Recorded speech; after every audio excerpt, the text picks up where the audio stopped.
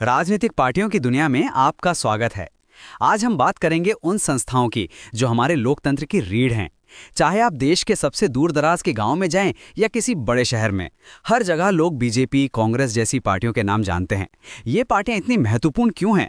आइए इस रोचक यात्रा पर चलते हैं और देखते हैं कि कैसे ये संस्थाएं हमारे जीवन को प्रभावित करती हैं। राजनीतिक पार्टी क्या होती है?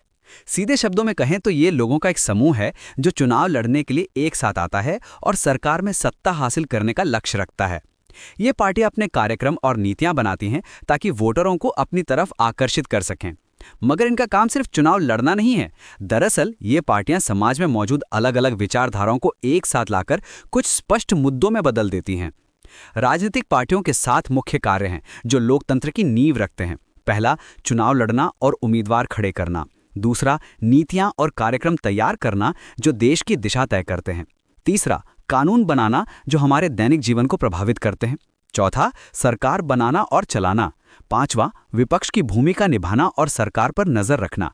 छठा, जनमत तैयार करना और लोगों की आवाज बनना। और सातवां, कल्याणकारी योजनाओं तक पहुंच प्रदान करना। ये सभी कार्य मिलकर लोकतंत्र को मजबूत बनाते हैं और हमारे समाज को एक दिशा देते हैं। अब सवाल यह है कि क्या आधुनिक लोकतंत्र राजनीतिक पार्टियों के बिना चल सकता है? बिल्कुल नहीं। कल्पना कीजिए, अगर कोई पार्टी ना हो तो क्या होगा? हर उम्मीदवार अकेले खड़ा होगा, कोई स्पष्ट नीति नहीं होगी और सरकार बनाना बेहद मुश्किल हो जाएगा। पार्टियां विविध विचारों को एक साथ लाकर कुछ स्पष्ट स्थितियों में बदल देती हैं। वे लोकतंत्र की एक आवश्यक शर्त हैं। यही कारण है कि दुनिया के हर सफल लोकतंत्र में पार्टी सिस्टम मौजूद है। दुनिया में मुख्यतः 3 प्रकार की पार्टी सिस्टम है जो अलग अलग देशों की राजनीतिक संस्कृति को दर्शाती हैं। पहली है वन पार्टी सिस्टम, जहां केवल एक पार्टी को सरकार चलाने की अनुमति होती है। दूसरी है 2 पार्टी सिस्टम, जहां 2 मुख्य पार्टियां सत्ता के लिए प्रतिस्पर्धा करती हैं, जैसे कि अमेरिका में।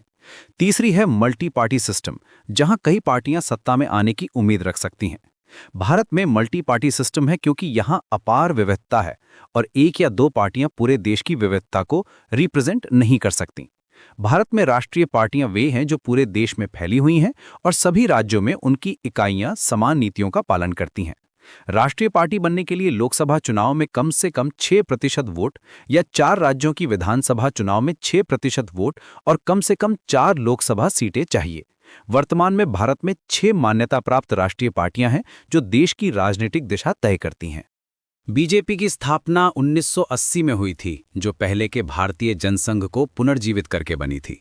2019 के लोकसभा चुनावों में ये 303 सीटों के साथ सबसे बड़ी पार्टी बनी। कांग्रेस की स्थापना 1885 में हुई थी और ये भारत की सबसे पुरानी पार्टी है। बहुजन समाज पार्टी का गठन 1984 में कांशीराम के नेतृत्व में हुआ। Communist party of India Marxist की स्थापना 1964 में हुई और ये पश्चिम बंगाल में 34 साल तक सत्ता में रही। राज्य पार्टियां, जिन्हें राजकीय पार्टियां भी कहते हैं, भी महत्वपूर्ण भूमिका निभाती हैं। जब कोई राष्ट्रीय पार्टी स्पष्ट बहुमत नहीं पाती तो ये पार्टियां गठबंधन सरकार बनाने में अहम होती हैं। राज्य पार्टी बनने के लिए राज्य विधानसभा चुनावों में कम से कम 6% वोट और 2 सीटें चाहिए। ये पार्टियां अक्सर स्थानीय मुद्दों को केंद्र में लाती हैं और राष्ट्रीय राजनीति में संतुलन बनाए रखती हैं। मगर राजनीतिक पार्टियों के सामने 4 बड़ी चुनौतियां हैं जो लोकतंत्र को कमजोर करती हैं। पहली है आंतरिक लोकतंत्र की कमी। ज्यादातर पार्टियों में टॉप लीडरशिप के पास ही सारी शक्ति होती है और सामान्य सदस्यों की आवाज नहीं सुनी जाती। दूसरी चुनौती है वंशावली उत्तराधिकार, जहां पार्टी की कमान परिवार के भीतर ही रहती है। तीसरी समस्या है पैसे और बाहुबल का बढ़ता प्रभाव, जो योग्यता से ज्यादा महत्वपूर्ण हो गया है। चौथी चुनौती है वोटरों के लिए सार्थक विकल्प की कमी, जब सभी पार्टियां एक जैसी नीतियां अपनाने लगती हैं। इन समस्याओं से निपटने के लिए कुछ सुधार किए गए हैं। दल बदल विरोधी कानून बनाया गया ताकि चुनकर आए विधायक और सांसद पार्टी ना बदलें।